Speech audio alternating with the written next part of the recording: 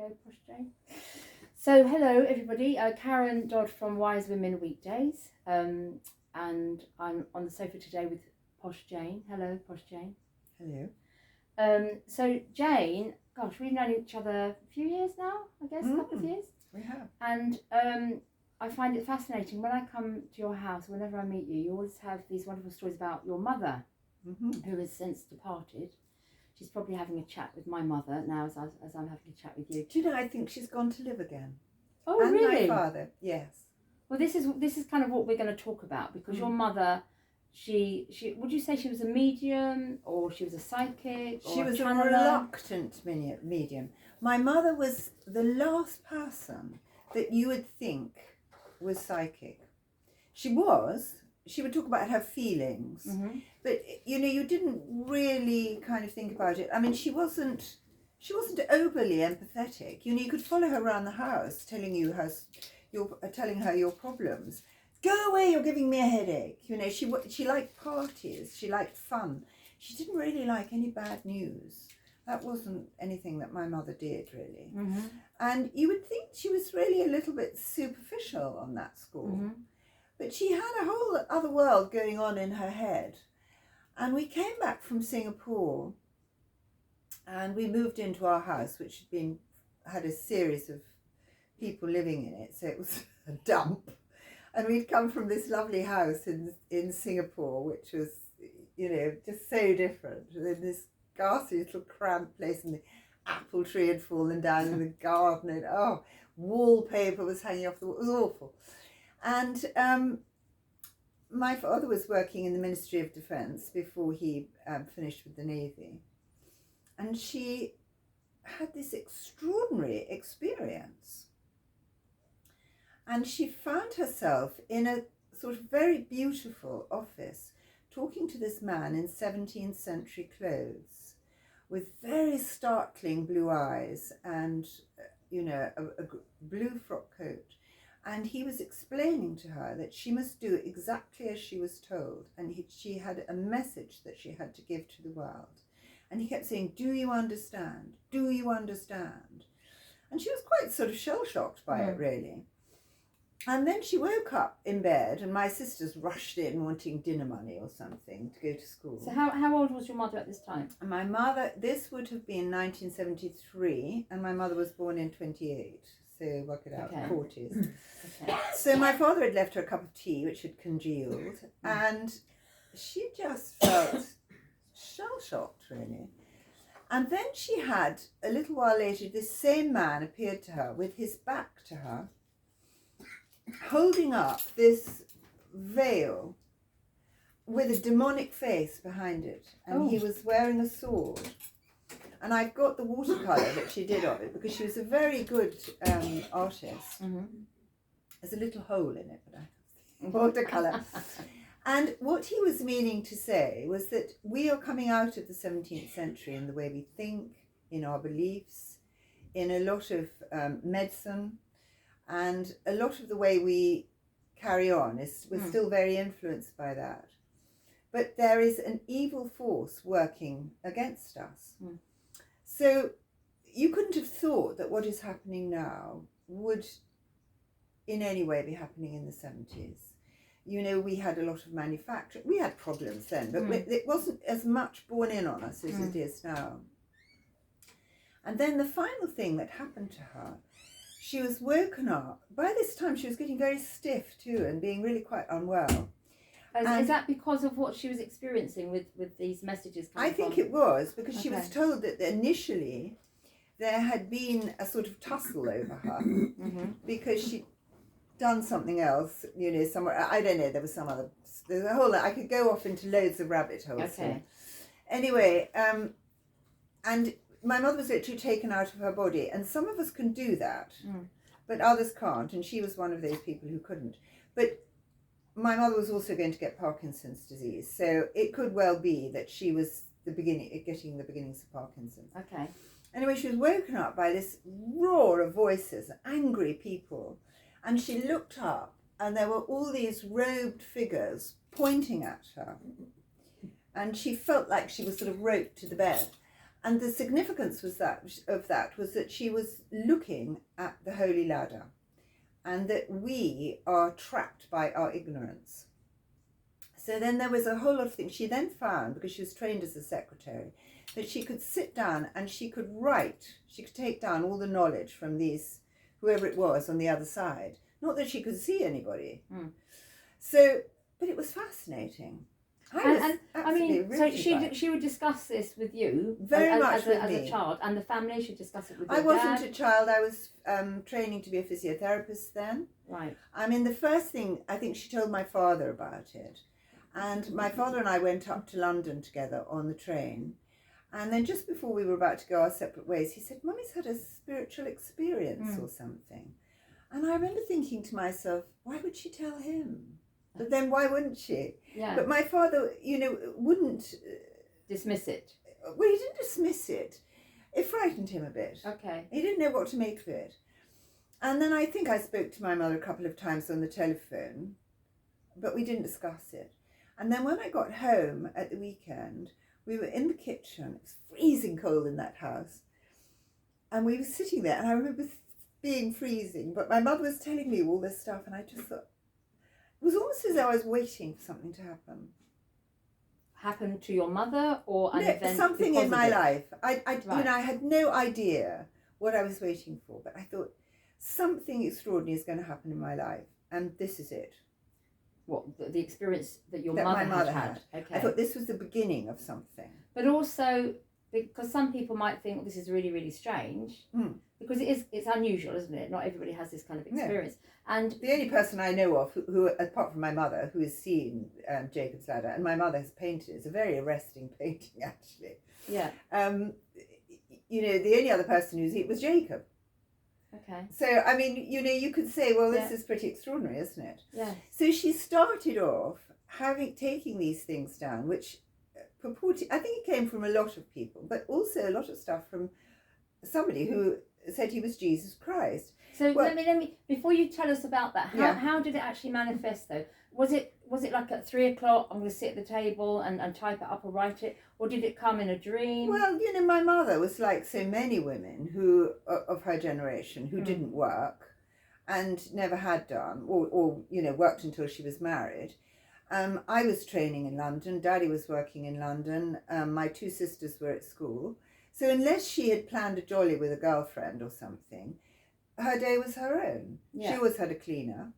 So she had all this stuff going on in her head. So she would go and sit down with her shorthand notebook and write all this stuff down. And then she would type it up, or she would read it to us. And it would just come to her, like through meditation? Yeah. So it's just like thoughts? Yeah. So it's like she was channeling, would you say? Okay. Exactly. So she was a channel. Okay. And I guess in those days, that was quite unusual. Nowadays, there's quite often you hear people getting downloads and channeling and psychic. Yeah. So in those days, it's probably quite unusual. But I mean, I've read some bits to you. Yes. And I've told you bits about it. And I mean, it's not... I mean, most mediums, it's like, oh, I'm getting do you know anybody called so-and-so? Yeah. And they're sort of sounding you out, and then wants to tell you they miss you. And, and it's really playing a game. Yeah. But this is really serious stuff. So, and it's sort of... And then, of course, do you remember the Prince Philip's mother? Prince Alice of Battenberg? Yes. She was married to King Philip of Greece. Yeah. And she had a similar experience. Yeah. Her family put her in a mental home. Yes.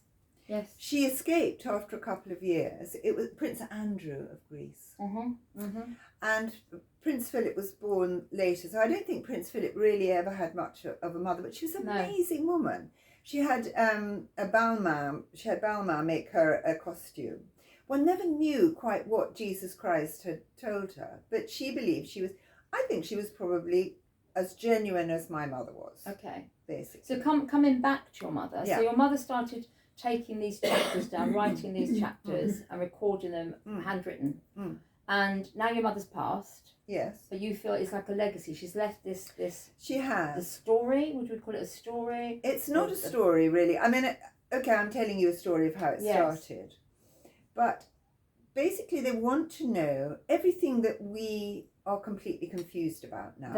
You're saying they want to know. They. So who are they? There are billions of people who are needed to run a planet. Okay. There are billions of entities out there who even help your fields grow, everything. Yeah. Birds are just about the only creature that is not a progressing creature. They are messengers in the planet. And, you know, country people who know about birds, they know that the way they fly or the noises they make, they're telling you what's going on with the weather and with, you know, various things. But their entities can be used in your body also as messengers. So if I stamped on your toe, you're aware suddenly, oh my God, I'm going to have a much worse pain. And there are little entities who are going down to your toe and heal up the damage I've done. Yes. Okay. So everything is, they want us to know how humanity is created, from what, how we progress. They want us to know particularly about life after death, and that life after death is not a paradise. You don't go to paradise and sit on a cloud and look at God and cry Hosanna for eternity. Why are we all different nations? Why are we different races? Why are we different developments? Because humanity is a ladder. And you and I have come through the ape. We've been pondweed. You know, we just moved forward. And the reason that we are white and where we are is because we've lived that many times. So you're talking about reincarnation here? I'm talking about reincarnation. Okay. And everything is reincarnation. And if you ever think to yourself, and people have said this to me, oh, Jane, I can't think about reincarnation.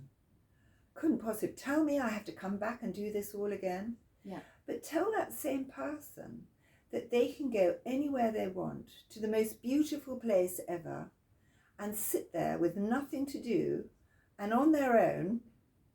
Well, there'll be other people, but nobody that they know really, or maybe some people they've known in other lives and other families, but they've got to be there forever and have nothing to do. That would be like a hell for most of us. Be a bit bored, wouldn't you? Mm-hmm. Because unfortunately for human beings, adversity pushes us forward. Mm-hmm. Mm-hmm. And Audrey Hepburn said, and she was beautiful and dear thing. She didn't have the easiest life, but she said at the end of her life, she said, I've had a lot of troubles in my life, but I think that they have all pushed me forward to be the person I am. Yeah, of course. And to be where I am. Well, I think that's life's lessons, isn't it? I mean, when somebody says, oh, I failed in that, I say, no, it's not a failure. I believe that she is my niece's older daughter. Okay. Because my niece came down to see me once when she was living here, and she was telling me something. And she said, she was coming down to Hastings with me to see a friend, and she said, I hope I have a baby before I'm 30. And I don't know why I said it. I said, oh, you will, and it'll be a little girl. And she'll be Audrey Hepburn, come back, because we have the same genealogy. And she gave me this huge sunny grin. And I don't think either of us were actually thinking, but before Christmas, she was having a baby. And she rang me when she was 5 months pregnant, and she said, Jane, it's a baby girl. Called Audrey. No, she's called Sierra. Okay. And but let's just go back, because we're digressing here, and I do want the people watching this to understand where we're going. So basically, there's been, as above, so below, there's been a huge upheaval on the other side from what I've been told, believe it whether you like to or not, and that Jesus and his regime has been overthrown because he has not given a message to the people. He was so furious at being sent back to such an ignorant planet and believing himself, because he also was cheated, believing that he was going to go to some kind of paradise, and then finding himself on the other side and finding there was no paradise. So how do you know, how are you getting this information? Well, this all comes through all these different dictations, so it will be in this book when I finished it. Okay, so now we haven't even talked about the book. So what I've been doing is I've been finding all my mother's writings, which have been left in the most terrible mess, and I have been painstakingly typing them up and trying to get them into some semblance of order. So first of all, I've started off with how it came to us, then who are we, who are the people who are giving this message, then about birth, how the soul of a person is put into the embryo. So let's just go back here, okay? Yeah. Or let's just stop here. I think most people, if they're watching this, would be really interested in what you're saying, but they want to know where It's a manual for life. Okay, and when you say they, you keep referring to they. Is this God? Is this the angels? Is this the divine? There are no angels. Okay, so who are and they? And there is no God. Right. There are a continuing progression of higher and higher people. When we finished with this race, we will probably join another much more developed race where they don't have wars and they are much cleverer and more technically advanced. And that's it. We progress through one life. So we're all evolving. So when we pass, if we're talking about reincarnation, so obviously when the body dies, the body is finished, the soul goes somewhere. Where does that soul go? Your soul leaves your body, and then you literally are on the other side. So you go to what they call the rest planes. Okay. The church talks about purgatory. That really comes from purge. So you go to the other side, and there are hospitals there, which are where they look at what drugs you've been taking, what illnesses you have, and you're treated there so that your entity is then strong enough to go on the rest planes. Some people don't go on the rest planes, they come straight back.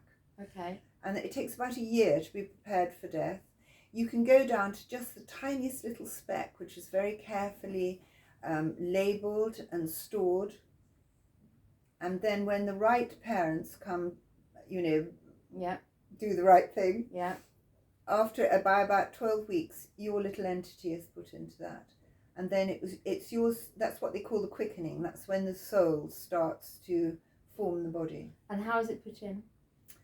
How's it put in? It's really, again, it's the woman, when you're pregnant, you, without realising it, you give off masses of these little microbes. Mm-hmm. And they go to the right place in the birth area. Yeah. There are some things that are so mysterious and so incredible that you can't explain every single thing. Okay. And that guides that little entity into that body. So then the mother starts to feel the baby moving. Right, and that's at 12 weeks, did you say? Between 12 and 14 So that's kind of like when the soul enters the baby. The physical fetus. So what about the cord? Because I understand there's like a silver cord, isn't there, that is attached somewhere? That is, say you were to decide that you wanted to do this coming out of your body, and it's usually Eastern people who are better at that. Some of us can do it, but it's a very dangerous thing to do, and if you find you could do it, you should avoid it altogether. And people who have had out-of-body experiences have found that they're connected via their umbilicus, their belly button, this silver cord, and if the silver cord is cut, then you die. Right, yeah, then you're gone. Yes. Okay. So and one friend of mine who, he didn't mean to, but I mean, I've got his book out there. Mm-hmm. He loved Morocco because he'd had lives in the East which he'd loved. Mm-hmm. And he kept going back there, and he in the book he said, I feel to stay young, I must take risks. So he'd taken this terrible risk and plunged into these wild seas and lost his life. And it took 5 days for them to find his body. And he had a weakness, which I found when he came for treatment. So his T10 had not mended because he had a weakness there because he was shot down in the last war. So this is another thing that weakens us, previous life injury. And he must have got caught up in the wave and it must have broken his spine. Hopefully he didn't know much about it. And he was in the household cavalry. He was the Queen's last silver stick. And I went to his memorial and I walked in, and the man I was with walked up to him and started talking to this man. And afterwards I said, and Simon did the usual thing, not introducing me, And I said, was that Peter Rogers' brother? He said, no, it was Toby Brown. But I said, Toby Brown doesn't look anything like Peter. I was looking at him at his memorial. And about 2 weeks later, I was in Harvey Nichols, and he came to talk to me, and he said, I couldn't see him, but I was just walking. I don't even know what I went in there for, because I never came out with anything. And I walked around for about an hour and a half with him saying, I'm such a fool. I lost my life. I had everything to live for. I just didn't understand the importance. I wouldn't have taken that risk. I wouldn't have done that. So all these messages are trying to explain to us that life and living is the most important thing, and this planet could be the nearest paradise if we know how to run it, but nobody's ever given us a manual. So all these messages are about everything you can possibly think about, and they are a manual for living and a manual for running the planet. We've got very clever scientists who are finding out things about nature all the time, which is amazing. So we need to be inspired to use that and to really work with the planet. But there are laws. There are laws for us, for humanity, for living, things that we can do and things we can't do. The most important thing, one of the things we never think about, nowadays we're encouraged to believe that sex, you can be anything you like, you can do anything you can like, you can have sex with as many people as you like. My grandfather, who was a lovely old Edwardian gentleman, said to me, men know, you know, dear. We know things about each other. We can look at a woman and we can know that she's had a lot of men, or that she's very troubled. We can know that a man immediately, he doesn't have to announce it, although he will do always, he's homosexual, you know. Or you know that he's unfaithful to you, you know, because you have that thing with his spirit. So sex is supposed to be between two people who really love each other, and it's like a spiritual charge. So two people who are together, who really love each other, will, you know, give each other tremendous joy. It's somebody you find peace and contentment with. But today people are being so confused about all these things. So they want people to really understand about the importance of sex, about the importance of love, and everything is about learning to love other people, how to be happy, how to find the right person. The right person is a person whose brain patterns are similar to yours, who, if you put a drop of his blood and a drop of your blood on a little silver, on a little piece of, you know, no, what am I talking about? You know, a little glass thing, and put it under a microscope, you would see it would blend. If you put your blood and his blood and it's not right together, it'll fight it. Right. Okay. And if you, you know, you can get on a bus and you can talk to somebody you've never met before, and you may never meet again, but you have this tremendous conversation that you never forget because you're on the same wavelength. Literally, if you were to look at your brain patterns, they're similar. So, okay, so we've got the blood, the similarities of blood and the brain patterns. And we also work on an electrical frequency. Yeah. And this will be your frequency from the very beginning of when you're a human being to whatever you become as you go on. So you are always, and there are between 9 and 10, I think, electrical frequencies. So if you meet a man who is part of your family tree, because we are supposed to be run by these large family clans, which unfortunately now have been broken up with wars and people leaving their areas to go and work in a horrible factory somewhere, or all these things. So we've lost our family clans so much, or people marrying out of their race, and that's fine, marry anybody you like, but not to have children, because the children don't like being neither one thing nor the other, because you don't know where you belong. Do you know that for a fact? I mean, have you you've spoken to the children? Yes. Okay. So, for instance, one girl I know who married a chap from Sierra Leone, and she's Irish. They went back to Sierra Leone, and his father got up and walked out of the room and wouldn't speak to her. And she had a daughter by this man. The marriage lasted 4 years, and she brought her daughter up on her own. She was quite successful. She was HR something. Then she married white guy who had 3 sons and obviously moved in with him. And her daughter said, now I feel even more alien. I don't belong anywhere, and went to Australia. Okay. But not Sierra Leone. Not Sierra Leone. I mean, that's one story, isn't it? I hear what you're saying, but again, that's just one individual story. So going back, because I think we digress, and we're trying. I know I try and bring it back in. But It's such a big subject. Well, I think the reason we're chatting is to discuss what your mother has channeled, and she's left you with this book, these pages that are all over the place. But you're putting them into chapters, and you're trying to create a book. Yes.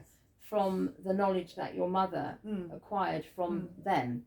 So I'm still confused as to who they are. So you're saying there's not a hell, there's not a heaven. We do reincarnate. Where is the information coming from? Is it from previous? These are people who have been leaders of the past here. As human beings? As human beings. They've all been human beings. Some people are given extra power because your body on the other side, your electrical body, if you like. Okay, which is your energy body, yes? Yes, but it's actually as real and solid as your body here is, except that you don't give birth, you don't excrete or eat. Okay, so you just live. Okay. Yes, okay. but I mean, I could nothing just, in or out, touch me, but I'm not taking anything. Exactly. And I'm healthy. Yes, and healthy. the way this letter to Peter's from his father, he is fed up, and I'm hoping he is living again now. And he said, you arrive there and it's just staggeringly beautiful, and you're given 3 like silk gowns. You can choose the colour you want. Sandy's going to sleep. No, I'm listening. Well, but she's not on the video, so. And you even for your feet, you have to wear these very sort of careful. You mustn't damage your body, because if you were to damage your electrical body, your spiritual body, whatever you like, that could damage you, bringing yourself back. So even he told a story about these women. I'm going to cough. These women who were larking about, and they'd made daisy chains out of these flowers. And they were carted off because there were rules on the other side about what you can do and what you can't do. Because even those flowers are going to come back and be flowers here. And if they're messed about with and damaged on the other side, they can't make a flower here. Got you, okay. So you're there for a certain period of time, but there are some people who are selected to maybe be there for about 1,000 years, because they are very high up and they are supposed to be directing what's going on here. Okay. But it's a onerous task.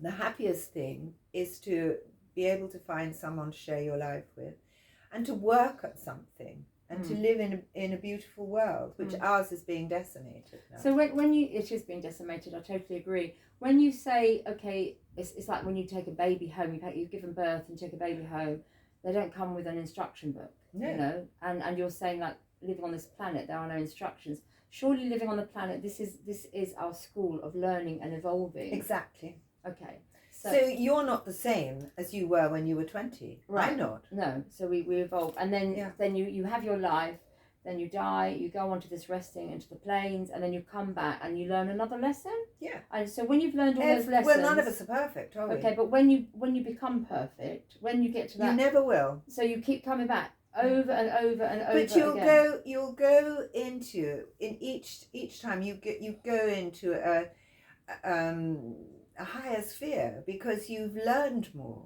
So you go and live on another planet? Yeah.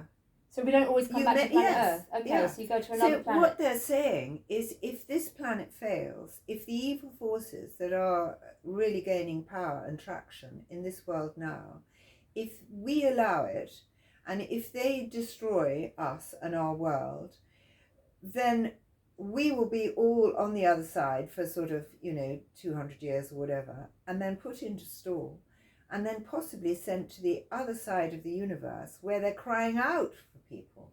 But they may not even have developed the wheel yet. So although your memories are taken at birth, that would be a hell for most of us. So going back to what your mother's brought through and left with you, did she give you instructions to say, right, Jane, put this into a book format, get this No, information out there. I didn't even know it was all there. I talked to her about it so much. And then I was going through her papers and I found all this stuff. And I had actually written a book myself from all the stuff that she had said. And then I just thought, you know, my book's not bad, but this is so much better. And there are some stuff that I haven't picked up. And I'm going to leave mine and I'm going to do her stuff. Okay. So that's what I'm doing. The only thing that I didn't find a dictation on, which I've used my own work for, was for men, you know, proper men who really want, who are, you know, probably have married, had children, but who want to have a sex change. Okay. And the causes for it. And the cause for it is that we have, since the dawn of time, been making men eunuchs for power, really. So in the East, they'd be working in harems, or they would be sultan's secretaries or whatever. And then we had, I mean, in the 5th century in Turkey, there was a castrati choir in the castrati because they've all been and they did it at about 5 or 6. So they put this poor little boy in a warm, dose him with opium or something, and then cut the testicles out of the scrotal sac. The idea was that you kept this boyish voice, but then possibly had this tremendous resonance with the male chest. But the point is, they grew to be complete freaks. Yeah. So they were either enormously tall with this overbite and this big Adam's apple and this little piping voice and a small head, or they would be very short and you know, short legs, very fat. They all grew breasts, of course. Horrible things. So hang on, has this got anything to do with the book, though? Yes. So that's what I'm saying is that my book, that's the only thing I didn't find a dictation on. I'd been taught a lot about it, so I've used a chapter from my book. Oh, you fitted that into your mother's. Okay. What influences these men have been under, so because a lot of them go and commit suicide after they've had a sex change. And where did the information come from for your book? Well, the other side and talking to my mother, you know, okay. I mean, this has happened, first of all, started happening in 1973, and my mother died in 2006. So I talked to her about it endlessly. And I do also receive information myself. But it's not my message to mess about with. So I want to put down everything that I'm getting, that she has taken down from the other side.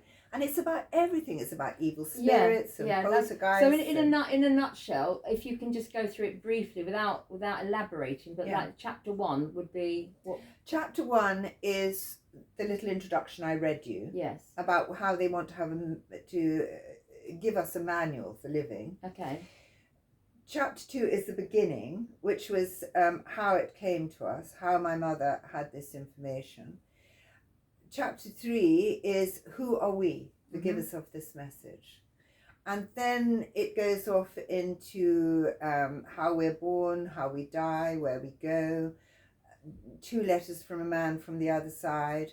There are also lots of dictations purporting to be from people like Elizabeth I, the Duke of Wellington, Winston Churchill, people talking about what it's like on the other side, and people talking about their lives that they've lived.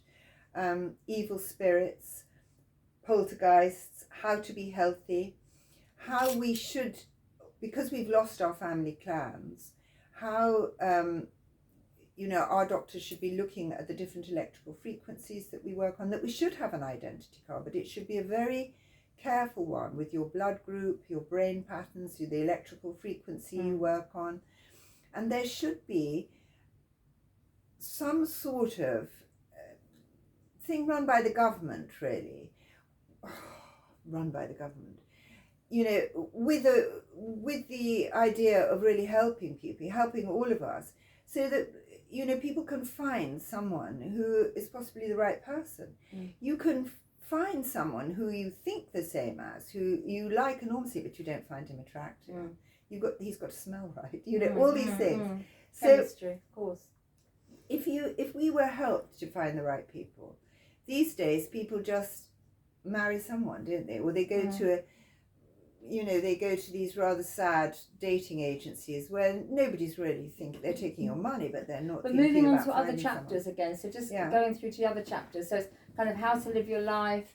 It's about how health, the evils of obviously. abortion. Okay. What happened? You know, the different reasons that people are born deformed. You know, as autistic children, abortion is a big one for that. But sometimes somebody who's been intensely evil and wicked, they will be born back into a terrible life where they have to rely on other people. They have to learn to love other people, and they have to pay for what they've done. Wow, so that's karma. That karma. Big karma. So there are all explanations, everything you can think of. What to eat, how to be healthy, how animals work, how we work. Okay. How the earth works, how we should run the earth. And you mentioned something when we were talking earlier about the whales, which I thought interesting. Yes. The whales in the sea. Everything is part of everything.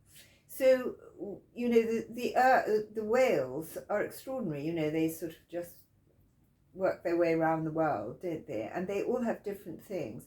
And just recently there have been some stories of people who have been saved by you know, a great white whale or something, and then later on she's realised that it was protecting her from a tiger shark, or you know, that would have had and her. I think the dolphins as well. And dolphins yes, the same. Yeah. And it's not so much that they are, but they realise that a higher creature, and all animals recognise us as higher creatures. So, you know, Sandy's little dogs, the reason they don't speak is because they're on their way up. Right, okay. And so we're at the top of the food chain, which is also an interesting thing. So me being a vegetarian for many years now, and I have a sweet tooth. I say I like sweet things, and you made a very valid point saying that it's possibly because I don't eat the meat. Yes. Because eating the meat, it takes a long time for your body to exactly to digest and the big protein. problem, so it wants energy quickly, so it makes you eat something sweet, but the trouble is they say white sugar is one of the worst evils, and it's carcinogenic, and in every way it damages your nervous system, your blood, and it's been sneaked into everything to make us want it. And of course if you are not eating protein and fats. Well, I mean, I just come back from a holiday in Thailand, and when I was there 35 years ago, it was wonderful. It wasn't quite so wonderful now because of the changes. And when I was there all those years ago, you'd have fresh fruit juice just brought to you, whether it's I don't know, mango or orange or pineapple, beautiful in a pint glass, fresh, literally fresh. Now it's filled up with syrup and sugar, and you have to request not to have the sugar. And you can see, you think, well, you go to Thailand, you get this lovely fresh fruit or food, and it's sugar. And why? I mean, why are they doing that? Is it to make us not healthy? Well, to sell more? I don't to think make they're us hungry? thinking about it being from that point of view. I mean, it's like it's come from the West, hasn't it? Yeah. And but you know, I'll go back to the thing about the whales. Yes. If they're not sent off to beach themselves on the beach because of some problem with sonar or something, when they're going to die, they literally go to areas which they know themselves, very, very deep places, and their bodies just go down and down and down and down and down, and then actually go into the earth, and their bodies are actually used as fuel for the earth. Because inside the earth there are something like this 3 or 4 areas of fire. They're like engines that run the earth. And if we put up these really high buildings, like you look at London now, Vauxhall looks like Gotham City. You expect, you know, Batman to come flying down. You never know. Yeah. And it's ugly. Who wants to live on the 100th floor? I remember a friend of mine going to the Twin Towers to see a friend of hers who worked there, and she said it was absolutely awful. She said you could feel it swaying about, and the drawers in the desks would go in and out. Nothing is meant to be. It puts the most unbelievable strain on the Earth's surface. Well, you think of Japan. I mean, they're all on top of each other. They've just had an earthquake, haven't they? Yeah, and the Chinese the same, because they're building these terrible. Up. Alan calls them. What does he call them? You know, like circuit board cities. So it looks like a circuit board, and they're ugly. Nobody wants to live in a box on the 109th floor. No. You know, really no building should be more than about 4 stories high. And they've got all sorts of ideas of people living in little areas with sort of maybe, 2 stories, but built maybe even of, what do they call that stuff that you make cars with sometimes? Well, Fiberglass, aluminium. Fiberglass, yes, something like that. Very light on the Earth's surface. And, we all love to hear the sound of birds, Nature, trees, nature. And if we, you should have maybe a mile of houses and then a mile of trees and a mile of houses and a mile of trees. We've got to work out how the water flows in the earth. I mean, if I came along to you and said, well, look, Karen, you don't really need all the blood in that left arm. You've got another one. How well would you be? So we are now building these. I mean, they're building 1,100 houses up the road in Pystock with schools and a shopping centre. And it's on a floodplain. All round here is a floodplain. Nobody lived in this area. There's all beautiful reservoirs with very carefully worked out gravel streams, which were super clean, with those certain kinds of fish in, with gravel at the bottom, clear water. And you'd have these special kind of ferns growing at the side. And that would stop when everything flooded too much. They would just go off down through the stream. And somebody told me that the shopping centre over there, Queensmead, he and his friends used to row across it on doors. And an old lady she'd be over 100 now, who I treated a little while ago, she said she remembered where the airfield is now was a huge reservoir with these gravel streams. And they used to go and catch tadpoles and things. It's all changed. But about 2 years ago, when they had the air show, it flooded. So they're constantly having to do things because the water's trying to come up all the time. So going back to the book, is all this discussed in the book with your mother? She's sort of saying this is what's going to happen on the planet, and this is how, and there's solutions. I take it there are some kind of solutions. Yeah, so Sandy's telling us the troubles now and the awful things that are out there about to destroy everything, and they're giving you the answer. Okay. So the answers, the fishermen should be paid a stipend. They should go to sea with oceanographers, with marine biologists, and they should be plotting the seas, testing the sea to see what it's like. They know the currents. They know where all the fish eat each other anyway.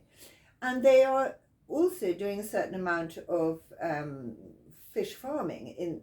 They're suggesting the Norwegian fjords. But we don't just all do it for like only England wants to be rich and everybody else can go hang. We're running it together. So all the fishermen, instead of the French fishermen or the Russians turning up in those great big things, scraping along the bottom and taking everything, you do it together. And you share your knowledge of the sea, and people decide, well, there's plenty here, so we'll fish that, and we'll send it off to, and we just take what we need and no more. And when you get lots of weed and mess everywhere, jellyfish, that's filth. The jellyfish is really like your white blood corpuscle. So it stays at the bottom of the sea as a polyp. And then when the sea gets really dirty and awful, it all up, it becomes the jellyfish. So, but what you're saying here isn't like isn't the answers for you and I, is it? That these are the answers for the people that are running the country as such. When you're saying how you've got to sort out the fisheries or the seas, I can't go and do that. No, but it's putting it out there and to the farmers. We've got the farmers, we've got the farmers' union here. So what if the French had a farmers' union, the Germans had a farmers, and we share knowledge, regular conventions, nothing political, to do with farming, who's growing what, that generally is how things are. So if we've had a bad year here, we can import from Africa, or we can import from some other place. we can. The Romans used to use North Africa for their wheat and things. So even they were planning it, except they did it on a rather sort of slave basis. So we've got to do it that way without the bureaucracy of things. And this is all in the book. Coming back to the book, okay. So where are you with the book? Let's go back and discuss what you want to do with it. I'm not far off actually, but then I've got to find somebody who's going to help me to sort of collate it into book form. I mean, I've just done all these different chapters. I've printed it out. I've got Linux on my thing instead of Word or Windows or whatever, because I think that Bill Gates is satanic, and I think he actually wrecks your computer. He puts a virus in and then he sells you an antivirus stuff. Exactly. Yeah. Okay. And I haven't got Google on anything either. I think they're pretty awful as well. So I've got Linux on it, and I mean, maybe I can have a friend round the corner. I mean, I look at things like Office or something, and I think, somebody do it for me. So have you put your life on hold to kind of get this work out there? Is this your mission? I'm at the stage now where I'm 70. I'm 71 on February the 6th. I'm trying to live off the pension. When all this stuff started, I hit the ground running, saying I can't pay my council tax, and I want pension credit. So I get a little bit of money, and if I live very carefully, which is a bit boring, so I haven't had any foreign holidays or anything nice for some time, and I get the odd patient. So if I do that, and I'm trying to sit down every day and do some. Okay. And I don't think it'll take me long to get, and then I'm going to start looking around to how best to try and publish it. Okay. Because I want to try, and then I'll start sort of trying to go to people like Richard Vobes and put it on Facebook and all this kind of thing, or get people to help me to do that, because I'm not a great media person. No. But I just think it's knowledge we should all have, and I feel it's a holy mission, really. I'm not particularly bothered about making money out of it. I just, you feel it's got to be, you really feel passionate, it's got, these words have got to be heard. Passionately. And if I don't do it, let's hope something comes of it, just from this chat. I know it's a little bit all over the place, but I think the book is, because there's so much information. Well, I hope that I've said enough to interest people. Yeah. Because, there's so much which is so important. I mean, the thing about abortion is that, a woman these days, a girl gets pregnant, and, suddenly I'm pregnant. And the very idea of actually terminating that life is awful. So she very often leaves it till after the quickening. And that is the most terrible thing. So, I mean, if you have a termination before 12 weeks, there's no one there. But it still damages the girl very much. So they had 2 doctors on the television last year. One was a very tough woman who said, abortion's fine, we're giving them chemical abortions, they can. And there had been a complaint about a number of girls who'd got on the tube and started hemorrhaging, or passed out in their bathrooms, or on their own, or in the street. And then there was this lovely male obstetrician, Scottish, and he was saying how terribly distressed he was about it, because he thought that nobody was thinking about the mother of these children, and how so often the girl herself, even if she terminates the baby early, she suffers really for the rest of her life, this feeling of guilt about it. But the worst thing is that to be born, you've lost your body here, the body you've made in your last life, because it became so old it could no longer sustain life. You've been on the other side. Your spiritual body, electrical body, whatever you like to call it, that has come to the, that is destroyed. So your little entity goes down to this tiny little thing. You're then put into the entity, into the little embryo in your prospective mother. and then she terminates you before your entity has been able to make another body. So you arrive on the other side, this terrible mess of cells and shock, and some of these people are never going to be the same. So in the first dictation that my mother had about abortion, this was in 1976, I think, and it said, in this year of 1976, there have been 160,000 abortions, probably at least 100 of them thus murdered. So these people are going to arrive on the other side in such a state of shock. They treat them with music, funny enough, in these very special places. But some of them are never going to be the same. And it says in the thing that this is in 1976, and you didn't really hear much about autism then. If this continues, you are going to see a huge increase in the number of children born deformed, with limbs missing, and with terrible autism.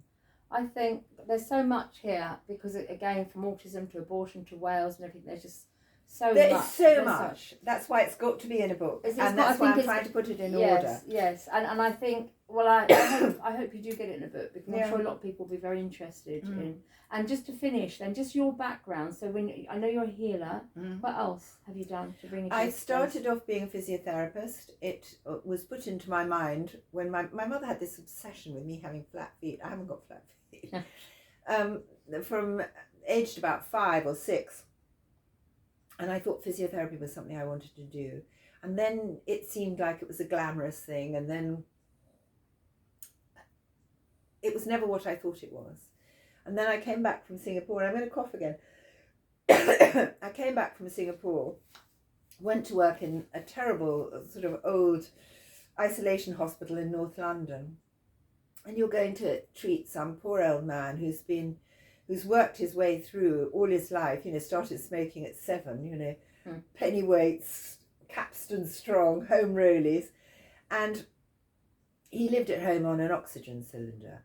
But he was desperate to get out of hospital to get home to his daughter's wedding, and showed me what he'd coughed up. And I thought, if it had been what I thought it was going to be, I wouldn't have, I would have been bored with it.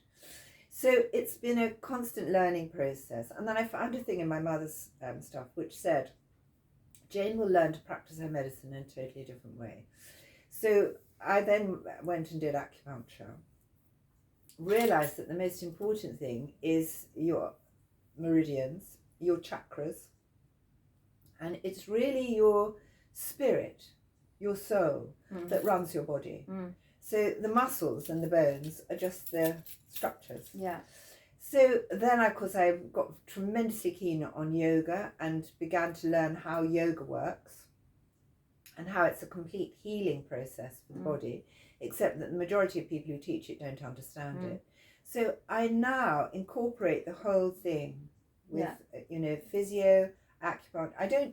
Mind, body, spirit. Body, spirit. I don't use my acupuncture as much, because you can drain people's energies and make them really unwell. Right.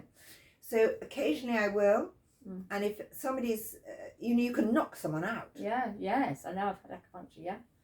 So you have to be really very circumspect about it.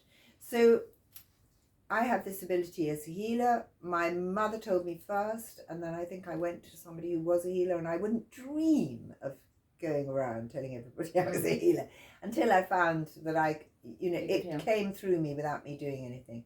And then I've learned how to use it. So you're going to add to your bow, author, hopefully, or book publisher. Yeah. So I really wish you well on that. I really wish you well. So if you want more information from the Wise Women Weekdays from Jane, I'll put your email address down there so people can contact you.